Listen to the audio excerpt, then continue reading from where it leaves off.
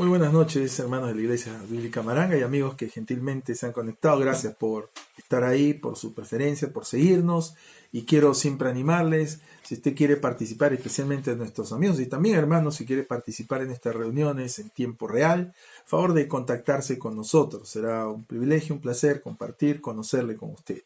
También le animamos a que compartan nuestras diversas publicaciones. Hay muchas publicaciones que tenemos como iglesia en sus propias redes. Entiéndase en su cuenta de Facebook, en sus muros. Gracias desde ya por tenernos esa consideración. Ya estamos listos para continuar con nuestra gran serie Contagiando a Cristo, y estamos ahí en Hechos mirando cómo Pablo está compareciendo de una instancia a otra y entendiendo, estamos viendo cómo él, a través de estas circunstancias un tanto, por decirlo menos, azarosas, Dios cumpliría su plan de llevarle, como le había dicho desde un inicio, a testimoniar, a hablar de Cristo, a contagiar a Cristo ante reyes. Y él lo hemos dejado en nuestro último estudio, que él ha apelado a César. ¿Y por qué? No es porque se esté quejando y no es porque tampoco esté viendo los manejos no tan correctos, sino porque él entendía que más bien, quién sabe, podría quedar, ser declarado inocente y como tal ser dejado en libertad, y se frustraría la privilegiada opción de dar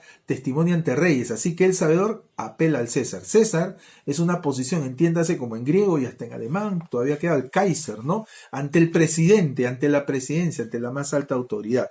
Y así que lo hemos dejado ahí. Y entonces, ahí en los párrafos siguientes, que solo quiero resumir, porque voy a ir más adelante, él después de algunos días, entonces Festo, el nuevo gobernador, expone ante el rey Agripa y Berenice, ¿no? Y le da su propio reporte, bastante ceñido a los hechos. Y aquí la nota sorprendente es que Agripa le dice a Festo: yo también quisiera oír a ese hombre. Qué tremendo, qué buena oportunidad se estaba preparando. Y Festo le dice: mañana le oirás. Luego viene la audiencia oficial donde el rey Agripa y Berenice escuchan a Festo, el gobernador. Y claro, Festo, como ya hemos visto, muy propio, él actúa obviamente haciéndose quedar bien. Esto nos ilustra lo que la Biblia nos dice en Proverbios, ¿no? Que no te alábete el extraño, no tu propia boca. Bueno, es a veces muy típico de las autoridades, de ciertas autoridades. Así que lo que vamos a ver es más bien esta audiencia en la que Pablo va a estar ante el rey Agripa. Y esto nos lleva a Hechos 26. Y vamos a tomar oficialmente 3 párrafos que nos van a llevar del versículo 1 al 8, ¿no? Así que ahí vamos a ver y vamos a volver a enfocarnos en una pregunta recurrente. La voy a volver a mencionar. Esta es: ¿cuáles son los distintivos de una defensa? Ya lo hemos visto, podríamos llamarle 2.0, como hoy se habla en tecnología. O, si usted quiere también, cómo hacer una defensa con denuedo. Una defensa que dignifique, que destaque a Dios, como quiere usted. Y es Pablo otra vez, ahora ante el rey. Imagínese qué privilegio, ¿no? Así que bien, estoy seguro Pablo estaba muy consciente, bien valía pasar por estas peripecias, estos sufrimientos, ¿no es cierto?, lamentables, con tal de dar testimonio. Me pregunto si nosotros tenemos esa misma expectativa. Hoy que vivimos, ¿no es cierto?, en un mundo donde la cultura de la zona de confort, la comodidad, todo nos gusta, Pablo aquí más bien estaba dispuesto, ¿no? No rehúso morir, había dicho. En esta noche veremos entonces, una vez más, acerca de estos distintivos. Veremos cómo una defensa con denuedo en ese aspecto. Y hemos titulado, he tomado una frase, Pablo va a decir: me tengo por dichoso. Hemos puesto dichosa defensa y vamos a hablar de esa palabra. Acompáñenme unos instantes en oración antes de continuar. Gracias te damos por tu palabra, Señor. Gracias por que una vez más ha quedado el testimonio de aquellos que comprendiendo la oportunidad del momento de ser usados, así lo hicieron. Y nunca estuvieron solos, porque como tú has prometido, tú estás todos los días con aquellos que hemos puesto nuestra confianza en ti todos los días hasta el fin del mundo. Y gracias, Señor, que hoy sigues haciéndolo. En este momento estás con nosotros, en este momento estás con cada uno de aquellos que se ha conectado también. Y una vez más, usa tu palabra. En el nombre de Jesús. Amén. ¿Cómo hacer una defensa con denuedo? ¿Cuáles son los distintivos de una defensa? Muy bien, veamos. Y quiero mostrarles 3 grandes áreas en estos versículos, capítulo 26, versículos 1 al 8. La primera, veamos la esencia de una defensa. ¿En qué es una defensa? Y aquí ahora Pablo está ante un nuevo auditorio. Versículo 1, entonces Agripa, el rey Agripa. A propósito, Agripa es un nombre griego que viene literalmente, quiere decir caballo salvaje. Más allá de eso, entonces ahora está ante este nuevo auditorio. Pablo ha apelado a la más alta autoridad humana, ¿no es cierto? Y note qué paradoja, ¿no? Un siervo de Dios ante un rey de los hombres. ¡Qué privilegio! Aquí, ¿no es cierto?, se nos da un concepto en contexto, ¿no? Más allá en este caso, del término griego que a veces aludimos. ¿Y cuál es ese concepto? La defensa. ¿Qué es la defensa? Dice Agripa, dijo a Pablo, se te permite hablar por ti mismo. Es la oportunidad de hablar por sí mismo. Algo tan obvio, pero esa es la oportunidad.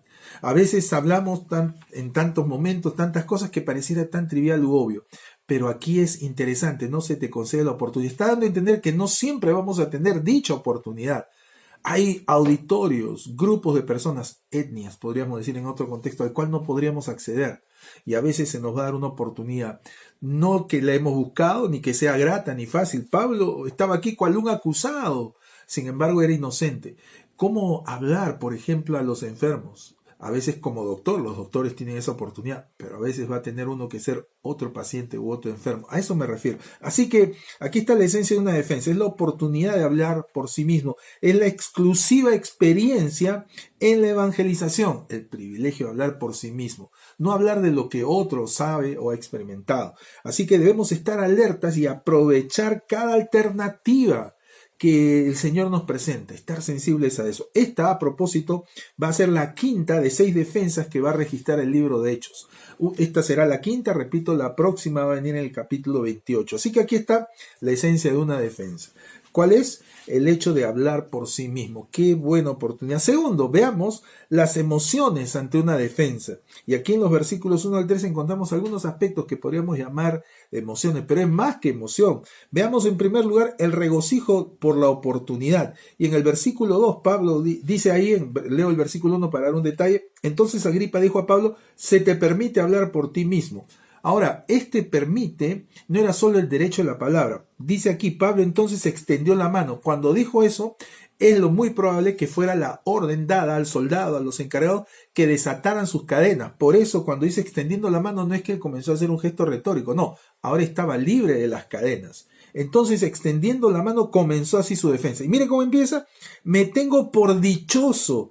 Aquí está el regocijo de la oportunidad. Y esta palabra es correcta, sino que tiene una connotación mayor. ¿Sabe cuál es esta palabra? Es la palabra que en otros pasajes, por ejemplo en el libro de Apocalipsis, se traduce 7 veces bienaventurado, se traduce en otro pasaje por bendito. O sea, no era una mera emoción superficial, era una convicción muy fuerte, muy espiritual, muy consciente. Me siento bienaventurado. Wow, repito otra vez, ¿pudiéramos decir eso? Cuando se nos da la oportunidad, tenemos la oportunidad de compartirlo, hacemos, decimos, bueno, ya que me preguntan, o no, qué privilegio. Así que está el regocijo. Pablo prorrumpe por el privilegio de proclamar en persona ante una personalidad. ¡Qué privilegio! Mire cómo Dios usa estas circunstancias. En segundo lugar, dentro de estas llamadas emociones, encontramos el respeto a la autoridad, versículos 2 y 3. Y aquí el apóstol está a la altura de su auditorio y se refiere a él, oh rey Agripa. Por 2 veces le dice a eso. Oh rey Agripa. Una vez más Pablo expresa su respeto ante la autoridad, antes que a la personalidad o el reconocimiento de la personalidad. Repito, es el respeto a la autoridad, la posición, antes que el reconocimiento de la personalidad, ¿no es cierto? O el poder, no mera frívolo, no era nada de eso. Al mismo tiempo Pablo conoce la capacidad de dicha autoridad. Dice aquí, versículo 2, me tengo por dichoso, oh rey Agripa, de que haya de defenderme hoy delante de ti de todas estas cosas que soy acusado por los judíos.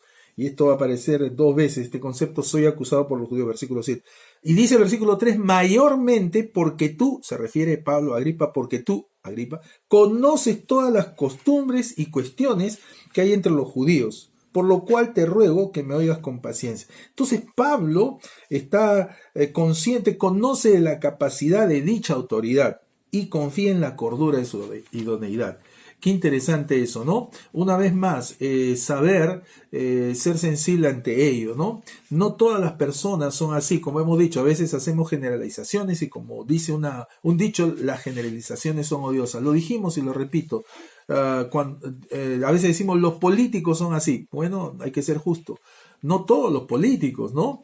Ni la política. Dios está en problemas con algunos políticos. En cada aspecto, lamentablemente, hay casos buenos y casos no tan buenos. Así que Pablo apela y confía ahora en la cordura de la idoneidad de este rey Agripa. Y él tiene que ver con la historia. Hay libros a los cuales por eso sabemos que aún desde su padre era muy conocedor de estas costumbres, en el griego de la ética y las cuestiones que hay entre los judíos. Y por eso Pablo una vez más apela a él. Tercero, estamos viendo las emociones del regocijo por la oportunidad. Segundo, el respeto a la autoridad. Tercero, el resumen de la causalidad. Pablo aquí él mismo hace un resumen de los cargos. Y él reitera su respeto al rey y le ruega que recepcione y revise su reporte.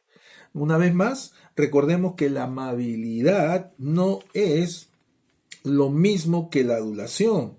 No es sinónimo de eso, es totalmente reñido. Pablo es amable, no es adulador. Y a veces cuán difícil es hacer esa diferencia. Y lamentablemente más de las veces encontramos más adulación que amabilidad. Así que esto no es correcto. Ya hemos hablado de esto en anteriores estudios. Y aquí Pablo en este juicio, mire, vamos a hacer este trabalenguas. En este juicio, así dice el versículo 6, llama juicio. En este juicio conoce del buen juicio de la autoridad y confía que no habrá prejuicio ni arbitrariedad. Tremendo, ¿no? Así que sí, Pablo está ahí. Una vez más, siendo sensible a las circunstancias, aprovechando las oportunidades, pero sobre todo recuerde, él está confiando en el Dios que controla las circunstancias, el Dios ante el cual no se puede nada contra él. Así que aquí encontramos estas emociones ante una defensa. Tercero y último, veamos las evidencias de una defensa. Hemos visto la esencia de una defensa, la oportunidad de hablar por uno mismo. Y cuando hablamos de oportunidad, entiéndase en donde no la tendríamos. Segundo, hemos visto las emociones ante una defensa. Nunca olvidar el respeto, estar a la altura del auditorio. Veamos, en último lugar, las evidencias de una defensa, ¿no? Y ahí encontramos desde el versículo 4 varias cosas. Encontramos la importancia, la vigencia del valor de una vida. Y aquí Pablo, como hemos dicho, una vez más va a relatar lo que es su testimonio. Otra manera de enfocar este párrafo podríamos decir cómo tener un testimonio trascendente. No es tener, sino la importancia de tener. No, el testimonio no son las palabras que uno dice, son lo que otros dicen, no de nuestras palabras, sino de nuestros hechos. Así que vamos a ver aquí la vigencia del valor de una vida. Pablo va a hablar de su propia vida, va a hablar tres cosas en este resumen. Primero, la religiosidad de su pasado. Y ahí en el versículo 4 y 5, Pablo comienza recordando y reconociendo su religiosidad. Dice el versículo 4, mi vida de frente. Mi vida, pues, desde mi juventud, la cual pasé en mi nación, en Jerusalén, a propósito era conocido, por eso la conocen todos los judíos, no escondía nada, no tenía por qué esconder nada, fue totalmente transparente. Y versículo 5 dice, los cuales, los judíos, también saben que yo, dice Pablo, desde el principio, si quieren testificarlo, es decir, lo conocen, si quieren testificarlo conforme a la más rigurosa secta de nuestra religión, viví fariseo. Tremenda frase, tremendo reconocimiento. Así que Pablo aquí, repito, recuerda y reconoce la religiosidad que tuvo desde su juventud. No era un improvisado, no era alguien que no conoció su religión, el judaísmo, entiéndase. Él reconoce que fue un religioso famoso. ¿No? Nota eso, un religioso famoso, imagínese. Así que también reconoce que fue un riguroso religioso. Cuando aquí dice riguroso, la palabra tiene que ver con ser exacto, ¿no? En ese sentido, un riguroso religioso. Así que además de ser un religioso famoso, fue también un religioso fariseo. Ahora permítame hacer una salvedad. No es lo mismo hablar de un ferviente fariseo de un falso fariseo. Lamentablemente, la mayoría de las referencias que la Biblia, el Nuevo Testamento hace, son a esos fariseos. Los fariseos fueron conocidos inicialmente cual los guardianes de la Escritura. Lamentablemente pervirtieron su testimonio, su rol, al punto de que se decía, Jesús mismo dijo, ¿no? Era la recomendación común y corriente: vayan y hagan como ellos dicen, pero no como ellos hacen. Qué terrible, ¿no? En eso se convirtieron esos fariseos. Pero repito, fariseo, la historia era de aquellos que eran sinónimo de guardianes. Y esto nos recuerda que la sinceridad no es sinónimo de verdad, ni de infalibilidad. Así que, hablando de sinceridad, religiosidad, el cristianismo es lo que hace un hombre por llegar a Dios. Y ahí está me estoy refiriendo a una religión. El cristianismo es lo que hace el hombre por llegar a Dios. En cambio, Cristo es lo que hizo Dios por llegar al hombre. Por eso hablamos no de contagiar del cristianismo, hablamos de contagiar a Cristo. Por eso no predicamos el cristianismo, predicamos a Cristo. Por eso no defendemos, avalamos, excusamos el cristianismo, ni de los cristianos. Hablamos de Cristo. ¿Tiene usted esa convicción? Así que no es cuestión de una especial religión humana. En este instante estoy pensando en algunos que tienen su religión. No es mi enfoque. No estoy renegando una y vendiéndole otra, no. Estoy hablando de una exclusiva relación divina, una relación personal con Cristo, antes que con el cristianismo. Segundo, estamos viendo las evidencias de una defensa. Hemos visto la religiosidad de su pasado, del pasado de Pablo. Acabamos de ver ahora veamos la relevancia de su presente. Él se enfocaba en lo que ha sido su pasado y ahora Pablo concentra los cargos en un concepto central, el concepto de la esperanza de la promesa, dice el versículo 6. Y ahora, por la esperanza de la promesa que hizo Dios a nuestros padres, soy llamado a juicio. Y ahora, ¿a qué promesa se refiere? Esta promesa, primeramente presentada a su pueblo Israel, Pablo lo mantuvo, él todavía decía al judío primeramente, se trataba de la promesa de un Mesías. Y este mensaje era sobre el Mesías, sobre el mediador de un nuevo pacto que, como dice la Escritura, el requisito legal tendría que ser por su muerte. Sin embargo, aquí Pablo ratifica que la razón de la relevancia, estamos hablando de su presente, la relevancia no está reducida a la crucifixión, sino que es reivindicada por la resurrección de Cristo. Dice versículo 7, promesa cuyo cumplimiento esperan que han de alcanzar nuestras 12 tribus, aludiendo a la nación de Israel, sirviendo constantemente a Dios de día y de noche. Por esta esperanza, oh rey Agripa, soy acusado por los judíos. Entonces, la razón del reino del Mesías, estoy usando términos muy relacionados con Israel, con las promesas y la esperanza que ellos deberían tener. Esta razón del reino del Mesías está basada en la resurrección de entre los muertos. ¿No ve que es una promesa eterna? Antes, entonces Pablo está resumiendo su vida, su testimonio hasta aquí. Antes estaba conformado a una religión mundana. Recuerda, viví fariseo. Ahora está confiado en la resurrección de los muertos. Nótese que el fulcro, la esencia de la esperanza, como hemos dicho anteriormente, es vigente. ¿Por qué? Porque está basada en la vida, en la vigencia de la vida, de alguien que está vivo y que vuelve. Así que mire qué importante, ¿no? Este cambio que Pablo ha experimentado. A propósito, a estas alturas, ¿tiene usted, es consciente de ese cambio o todavía está conformado, esperanzado en su religión? Pablo ya no. El problema no era la religión, no era lo que tenía, el problema era lo que no tenía. No tenía esa relación personal con Cristo. Por último, hablando de estas evidencias de la defensa, hemos visto la religiosidad de su pasado. Hemos visto la relevancia de su presente. Vive confiado en la esperanza de la promesa. Ahora veamos la repercusión para el porvenir. Pablo aprovecha esta oportunidad de su defensa para desafiar a los demás. ¿No es cierto? Así que les desafía a permitir a que Dios haga una distinción en su vida, ¿no? Y Pablo dice, ¿qué? ¿Se juzga entre vosotros cosa increíble que Dios resucite a los muertos? Si se reconoce, se cree un Dios todopoderoso, ¿Cómo puede ser todopoderoso y no tener el poder de resucitar de entre los muertos? Lo cual la muerte representa, recuerdan, el enemigo siempre invencible, hasta que Cristo resucitó. Así que ahí está, se juzga algo increíble. Y quiero terminar con eso, preguntando, ¿para usted es increíble? Usted dice creer en la Escritura, pero sin embargo le resulta increíble creer en ello. La Biblia es un libro muy sencillo de comprender, como he dicho, hasta yo lo comprendo. Es muy difícil de creer. La clave está en creer. Eso hace la diferencia. Y eso puede producir una ruptura con su pasado, muy probablemente religioso, bien intencionado, pero religioso, con su presente y con la repercusión hacia el porvenir.